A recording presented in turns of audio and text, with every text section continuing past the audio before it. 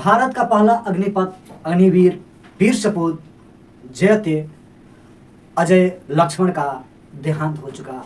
वह देश के न्यौछावर हो चुका, वह देश के लिए शहीद हो चुका। आज की बातें, आज की क्लास को हम समर्पित करते हैं देश प्रेमियों यह अजय लक्ष्मण के लिए। कहता है आज का हेडिंग होगा, स्पेशल क्लास होगा कि भारत का पहला अग्निवीर शहीद हो गया, जिनका संबंध महाराष्ट्र के देखा जाए तो राज्य के रहने वाले गवते अजय लक्ष्मण जी।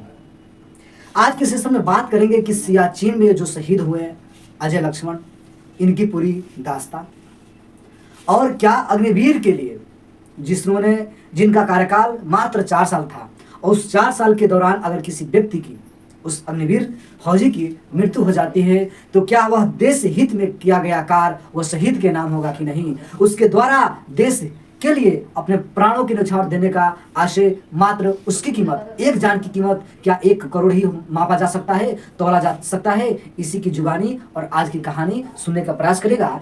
आज बात होगी सियाचिन की, जो कि 12,000 फीट ऊंचाई से 24,000 फीट ऊंचाई से 30,000 फीट ऊंचाई से जो देश की रक्षा के लिए तत्पर रहते हैं, वह सैनिकों जो शहीद हो जाते हैं और उनके शहीद होने पर भी यह कमेंट आए कि वह शहीद नहीं होगा, लॉर्ड ऑफ एनर नहीं दिया जाएगा और साथ ही साथ गार्ड ऑफ एनर नहीं दिया जाएगा और साथ ही साथ उस राज्य के सम्मान न मिलेगा।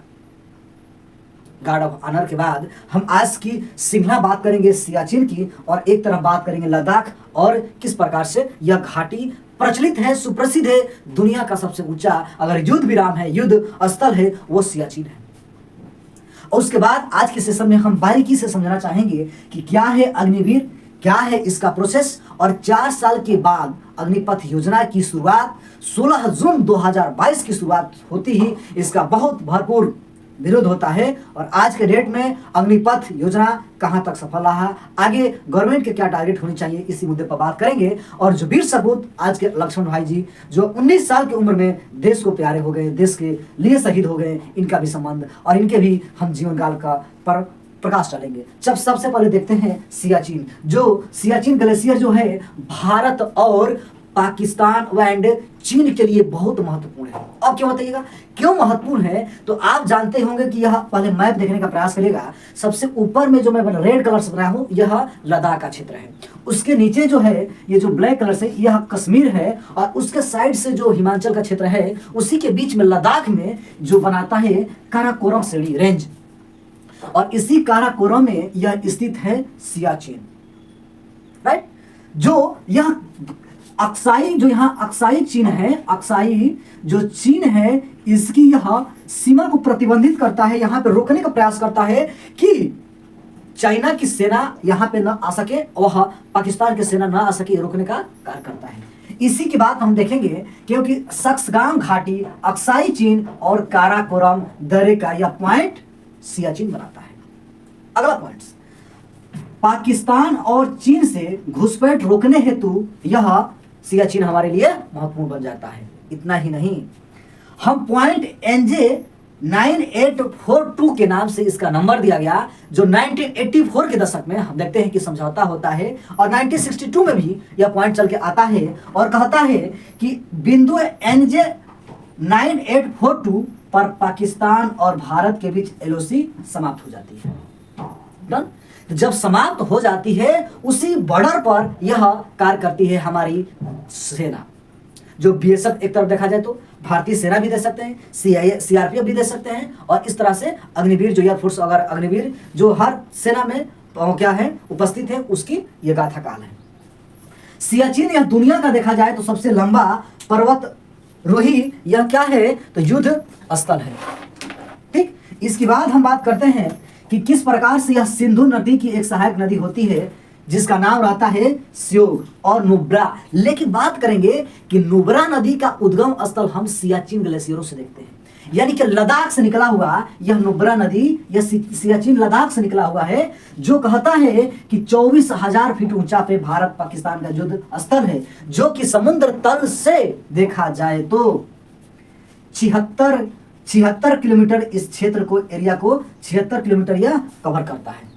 डन। इसके बाद देखा जाए अब पूछता है एग्जाम्स के लिए कि सियाचिन का वह स्थल जहां दो पदार्थ तरल अवस्था में ही होते हैं, वह उस कंडीशन में, किसी कंडीशन में जहां -50 -60 डिग्री सेल्सियस तापमान चली जाती है माइनस में, वह तरल पदार्थ तरल की ही अवस्था में रहता है, वह कभी बर्फ नहीं पिघलता, वह जमता नहीं है। दो ही तो चीज है, एक है रम और दूसरा केरोसिन। रम और केरोसिन जो कभी जमता नहीं। बात आगे बढ़ते हैं और कहता है NJ9842 जो कि बताता है कि 49 के कराची अधिवेशन के दौरान यह युद्ध विराम के समझौता होता है और 1984-80 के दशक में यह लागू हो जाता है। बात आगे बढ़ती है और वर्ष 1984 में ऑपरेशन मेघदूत चलता है। क्या चलता है? ऑपरेशन मेघदूत चलता है और भारतीय द्वारा उस सेना को उपस्थिति दर्ज कर दिया जाता है उस क्षेत्र पर और हमारी सेना उपस्थित हो जाती है। लेकिन उसके बाद हम देखते हैं कि कुछ इस प्रकार से घटना घटती है कि फिर हम अपनी उपस्थिति को लगातार कंटिन्यू नहीं बना सके, जो कि अक्साई चीन का क्षेत्र ले लिया जाता है। और इधर देखते हैं चाइना जो POK होता है, पाक अधिकृत मिस्र, जो पाकिस्तान के हाथों चला जाता है। आगे गंतव्य क्या बनता है एग्जाम्स के लिए, कहता है अरे देखिएगा कि यह भारत है और भारत की यह देखा जाए गुजरात से लेकर और वेस्ट बंगाल के बीच, गुजरात से लेकर और वेस्ट बंगाल के बीच यहाँ पे समुद्र स्थल से यह 9 राज्यों को जुड़ता है, जबकि स्थल रूट से यह गुजरात से लेकर हिमाचल और मेघालय के क्षेत्रों तक यह कवर करता है।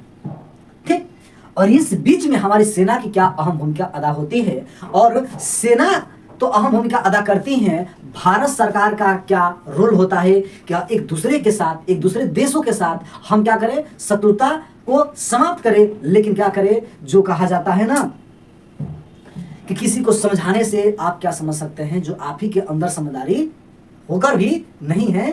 तो हम देखते हैं आज के सेशन में इंपोर्टेंस कहां से क्वेश्चन बनाता है। रेड क्लिफ जो है, रेड क्लिफ रेखा जो है, ये क्या करती है, तो पाकिस्तान के साथ सीमा साझा करती है। किसके साथ? पाकिस्तान के साथ सीमा साझा करता है। जबकि मैकमोहन जो है चीन के साथ सीमा साझा करता है। 33-23 किलोमीटर दूरी यह जो कि पाकिस्तान का सीमा साझा करता है। यहाँ देखा जाए गुजरात से लेकर और लद्दाख के बीच। पंगु राज, प से पंजाब, गु से गुजरात, राज से राजस्थान, ज से जम्मू कश्मीर और लद्दाख, 2 UT+3 स्टेट कवर करता है पंजाब। इसके बाद हम देखा जाए तो यह 33-23 किलोमीटर की दूरी कवर करता है। जबकि पाकिस्तान के बाद हम देखते हैं चाइना को, तो 3488 यानी कि 3488 किलोमीटर दूरी साझा करता हुआ 5 जिला को क्रॉस कराता है और बॉर्डर बनाता है। पहला तो ये हो जाएगा पंजाब, दूसरा उत्तराखंड और एक UT मात्र लद्दाख, 3 हुआ। उसके बाद सिक्किम चले जाएगा, 4 हुआ। अरुणाचल प्रदेश चले जाएगा, 5 हुआ। इस प्रकार से यहाँ पे अरुणाचल, यहाँ से सिक्किम, यहाँ पे हिमाचल, यहाँ से उत्तराखंड और ऊपर लद्दाख के क्षेत्रों को कवर करता है। इस बीच हम देखते हैं कि ज्यादा परेशानियों का सामना करना पड़ता है भारत को पाकिस्तान और चीन के साथ। इंपोर्टेंस क्वेश्चन आता है, देखिएगा, पूछता है कि यहाँ पे मैकमोहन तो चीन के साथ बनाता जो कि 3488 किलोमीटर का दूरी तय करता है। डुरंड जो है मात्र एक UT बनाता है, जिसका नाम होगा लद्दाख। वह जो 106 किलोमीटर दूरी तय करता है, अन्य देखा जाए तो लद्दाख के क्षेत्रों को। अब बात करते हैं जो दर्रा किस प्रकार से गुजरती हैं, इसकी बात कर लेते हैं। उसका टू द पॉइंट्स आते हैं अग्निवीर पर। थोड़ा देख ले, कंटेंट ज्यादा है, इंपोर्टेंस होगा। एक साथ में कंटेंट लाने का प्रयास किया हूं। देखिएगा, काराकोरम, चांगला और खारदुगला। तो चांगला खारदुगला दर्रा है काराकोरम के क्षेत्र में, यह लद्दाख को कवर करता है, लद्दाख UT में स्थित है। जबकि जो जिला पीर पंजाल, बारामूला, ये जिले का नाम भी है और दर्रा का नाम है, और कहता है बारामूला, बुरजिल और बनिहाल, ये JNK को कवर करता है, यानी कि जम्मू और कश्मीर को यह कवर करता है। देखिएगा, कहता है जो जिला, हाँ, पर पीर पंजाल, बुरजिल, पीर पंजाल, बारामूला और बनिहाल, ये जो है बनिहाल और बारामूला जो जिला, ये सब जम्मू और कश्मीर की ये दायरा है। दायरा का आशय यह हुआ कि भैया यहाँ पे पर्वत है और यहाँ पर भी पर्वत है, और इस दोनों पर्वतों को बीच में काट कर सकरा मार्ग बनाया जाता है, रास्ता बनाया जाता है 2 पहाड़ों के बीच का, वही तो दर्रा कहलाता है, डन है। आगे बढ़ते हैं, लद्दाख हो गया, जम्मू और कश्मीर हो गया, उत्तराखंड की तरफ हम पहुंचेंगे यहाँ पे, सॉरी हिमाचल की तरफ, तो सिपकिला, दर्रा और रोहतांग और बड़ा लच्चा, सिपकिला, रोहतांग और बड़ा लच्चा एचपी की तरफ जाते हैं, यानी कि हिमाचल प्रदेश को यह कवर करता है, सिपकिला और रोहतांग और बड़ा लच्चा। जबकि माना नीति दारा एवं लेपुलेख दर्रा यह उत्तराखंड में स्थित है। माना नीति लिपुलेख यह जो दारा हैं कहाँ स्थित हैं, तो यूके बोले तो उत्तराखंड में। अब हम बात करते हैं, बहुत इंपॉर्टेंट क्वेश्चन लगता है, नाथुला और जेजिल्ला, ठीक ना, जेलेप्ला। तो नाथुला और जेप्ला जो कहाँ है, तो यह सिक्किम के क्षेत्रों को कवर करने में मददगार होता है। अब हम बात करेंगे कि किस प्रकार से यूटी दो राज्यों में खंडित होता है, आर्टिकल 370 के अकॉर्डिंग के तहत, यानी 370 आर्टिकल किस प्रकार से समाप्त हो जाता है और यह दो राज्यों के बीच में खंडित हो जाता है। और वहां के देखा जाए तो lieutenant general governor BD Mishra ji Ladakh में यहाँ बने हुए हैं। बीडी मिश्रा जी क्या, तो यहाँ के गवर्नर। अब दूसरी बात हम देखते हैं, प्रथम अवर गवर्नर के गिरीश चंद्र मुर्मू हुआ करते थे, जो सीएजी वर्तमान में उपस्थित हुए हैं। अब जम्मू कश्मीर की बात करें, मनोज सिन्हा जी हैं, लेकिन फोकस हमारा लद्दाख का क्षेत्रों का रहा आज के सेशन में। लद्दाख जिसकी राजधानी लेह होता है और दो जिला है, एक कारगिल तो दूसरा लेह। और इसका अगर गठन की बात किया जाए 31 अक्टूबर 2019 को होता है जम्मू और कश्मीर एंड लद्दाख की। बात होती है सरदार वल्लभ भाई पटेल की, और सरदार वल्लभ भाई पटेल देखते हैं कि 1947 के दशक में क्या रहते हैं, उप प्रधानमंत्री रहते हैं, और किस तरह से भारत के द्वारा पाकिस्तान के द्वारा भारत पटाई किया जाता है, लेकिन इसकी जोरदार तरीके से भारत इसका सामना करता है और बुरी तरह से हराने का कार्य करता है, किसको, पाकिस्तान को। तो बात करते हैं कि यहाँ देखते हैं कि 59,146 वर्ग किलोमीटर पर यह बसा हुआ कुल एरिया कवर करता है। जिलों की संख्या हमने बता दिया 2, लेह और लद्दाख, कारगिल 2। यहाँ पे बीडी मिश्रा देख लिए, बीडी मिश्रा जी हैं। राजधानी अगर देखा जाए तो यहाँ पुरसी चलता है और लद्दाखी चलता है, पुरसी और लद्दाखी चलता है। पाकिस्तान हमने बताया 23 किलोमीटर, पंगुराज पथ से पंजाब, गुज से गुजरात, रस से राजस्थान और जस से राजस्थान और जस से जम्मू कश्मीर और लद्दाख आ जाएगा, ठीक है, 3 प्लस 2, ठीक है। चीन हमने कहा, चीन को देखा जाए तो हसनल बनाया था, हमने बताया था कि हम देखेंगे हिमाचल प्रदेश, और हिमाचल प्रदेश के बाद उत्तराखंड, उत्तराखंड के एक लद्दाख, और दूसरा तीसरा देखा जाए सिक्किम एंड अरुणाचल प्रदेश, ठीक है। अब अफगानिस्तान 106 किलोमीटर हो गया। अब हम बात करेंगे कि इस प्रकार से यहाँ पे भाषा लद्दाखी, और ये हो गया। लद्दाख की बातें करी जाए तो वर्तमान में बीडी मिश्रा जी यहाँ के गवर्नर बने हुए हैं, और इस प्रकार से लद्दाख को नियंत्रण क्षेत्र में यह घटना घटती है सियाचिन की। और सियाचिन में बात किया जाएगा आज समर्थन अग्निवीर अग्निपथ योजना की।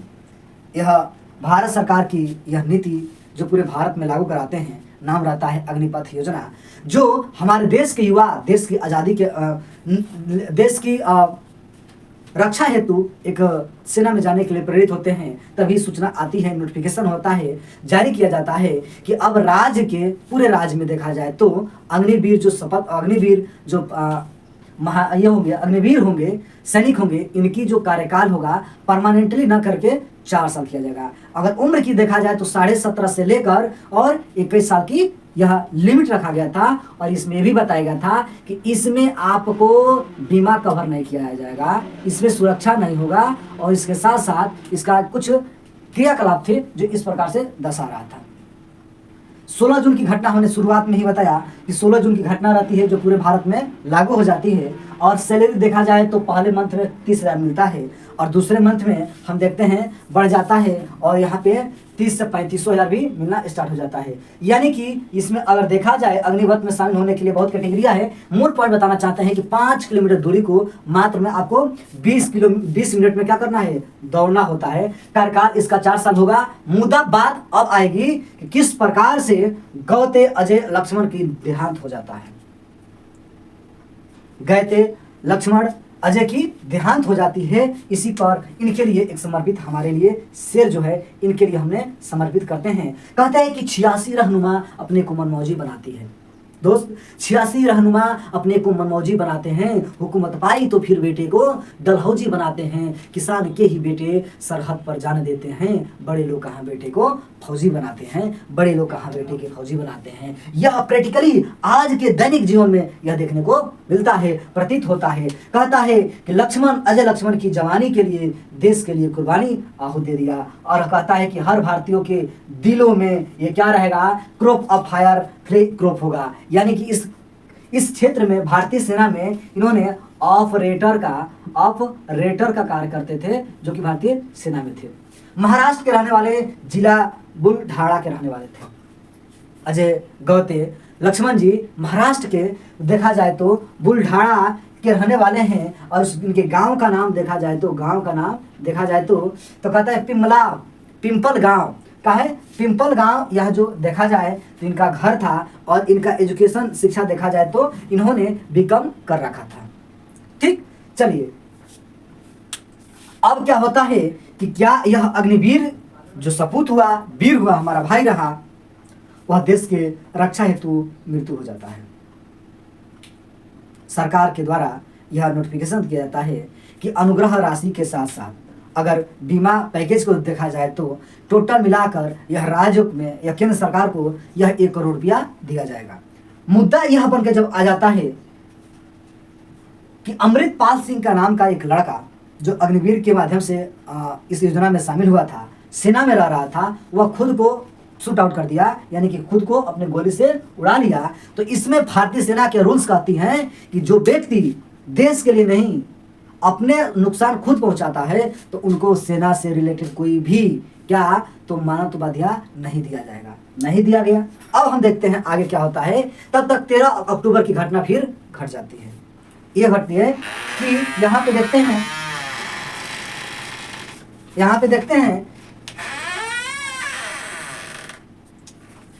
मृत्यु हो जाने के बाद इनको मिलता है 1 करोड़ रुपया राहत सामग्री के रूप में, या देखा जाए पेंशन के जो आपको 30,000 सैलरी रखा गया है, लेकिन कैश आपको 30,000 नहीं मिलेगा, उसमें से 9,000 काट दिया जाता है फंड के लिए, जो टोटल मिलाकर आपको 1 करोड़ रुपया क्या मिलेगा। आपकी मृत्यु हो जाती है तो बीमा ये टोटल दिया जाता है। परिजनों के लिए गवर्नमेंट क्या कर रही है, तो यहाँ पे यही देखा गया है जो कि किस रूप से पैसा यह आवंटित किया जाएगा और इनके खाता में, इनके परिवार को ये पैसा दिया जाएगा 1 करोड़। मुद्दा बनता है कि जो अमृतपाल सिंह था वो भी तो अग्निवीर था, वो भी तो शहीद हो गया है, लेकिन वह खुद की गोली से मारकर, यह अपने नहीं अंग्रेजों की गोली से मारकर, या देश की रक्षा के लिए हमारे जो ऑपरेटर निकाल कर रहे थे और बर्फ चटीले में कर रहे थे और उसमें उनकी जानें चली गई देश की सुरक्षा के लिए। तो क्या देश के सियाचिन, देश में जो हो रहे हैं सियाचिन के लड़के जो सेना में भर्ती हैं और देश की सुरक्षा के लिए कार्य करते हैं, तो अब इनको ग्लेशियर पर मरते हुए यह शहीद की लिस्ट में जारी हो सकते हैं कि नहीं हो सकता है। आगामी यह मुद्दा वाली बात है। दूसरी पॉइंट हम बताना चाहते हैं कि किस परम परिस्थितियों में भारतीय सेना हम सभी के लिए उपस्थित होती है और इसके साथ साथ वह देश की आज़ादी को भूगे 75 साल के बाद भी आज देश की आज़ादी के लिए, देश की सुरक्षा के लिए वह ने अहम योगदान निभाने का कार्य करते हैं। लेकिन एक मुद्दा आता है कि 19 साल का मात्र लड़का वह इस दुनिया को छोड़कर अलविदा हो जाता है, जिसका नाम रहता है अजय लक्ष्मण। और आज के सुर्खियों में यही चल रहा है यह मुद्दा अमृतपाल और लक्ष्मण का। राहुल गांधी का ट्वीट रहा और यह स्टेटमेंट देते हैं, तभी से स्टेटमेंट आना, रुझान आना स्टार्ट हो जाता है और एक स्टेटमेंट कहते हैं कि यह जो अग्निवीर शहीद हुआ है इसको क्यों ना परमानेंट कर लिया जाए। यह अग्निवीर जो शहीद हुआ है क्या इसके परिवार के लिए भारत सरकार क्या करेंगी, इस प्रकार से इस पर प्रश्न उठता है।